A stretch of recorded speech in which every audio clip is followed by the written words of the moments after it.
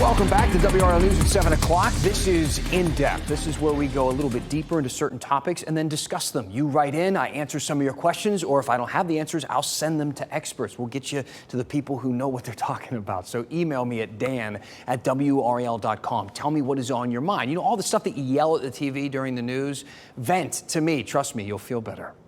Tonight, we're discussing the end of America's COVID emergency declaration. Here's what that means, and I'll keep this brief because I know it's been repeated about 10,000 times or so on the news today.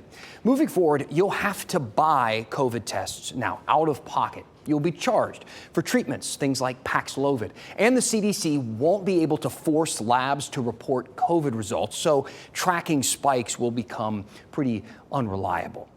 The one thing that won't change, vaccines will still be free. It's right on the CDC website. Access to COVID-19 vaccines will generally not be affected for now. The U.S. government is currently distributing free COVID-19 vaccines for all adults and children. Free. It's free. A free COVID vaccine. Your first shot, free. Boosted, free. Double boosted, free. You want 3? Guess what? It's free. I looked up some of the numbers, updated today, and we have now administered more than 676 million COVID vaccines right here in this country. Now, if you'll open up the calculator app on your phone and just do the math with me real quick. What is 676 million multiplied by free?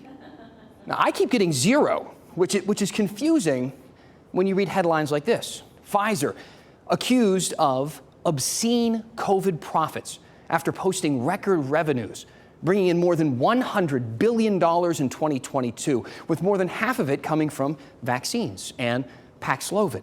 You see, the vaccine is free the same way those samples at Costco are free, like the free meals that you get at the all-inclusive resort. You pay up front. They charged you already. American taxpayers have spent billions of dollars. First, to research and develop the vaccines, then billions more for Operation Warp Speed, remember that? Then billions more to buy the actual doses for people, then billions more to administer them, and billions more just last month when the president committed another $5 billion to develop new vaccines. Does that sound free to you? Over the past couple of days, the team that I work with here at WRAL to make these segments, we've been talking about how to discuss this topic, the end of the emergency declaration. And we decided it would be best to focus on the parts of the pandemic that we can't end, that we can't just say this is over now, like the damage it did to young people and schools, the businesses that never recovered from the lockdowns, things like that. I'm curious what you think. Please reach out, let me know. For me, it's doubt. The doubt we all feel now, our inability to trust, the carelessness that important people use when it comes to words and communication, which is why I'm so bent out of shape over the CDC telling people who have spent billions of dollars on a vaccine that, hey, it's free. We've lost the ability, in my opinion, to share these common truths, which some would argue is kind of the backbone of civilization, isn't it? We need to have unspoken agreements, and COVID just disrupted that. We can't seem to figure out how to get it back.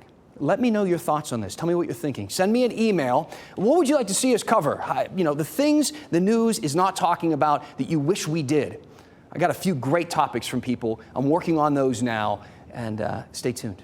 In the meantime, Dan@WRAL.com. Tell me what's on your mind, and we'll go in depth.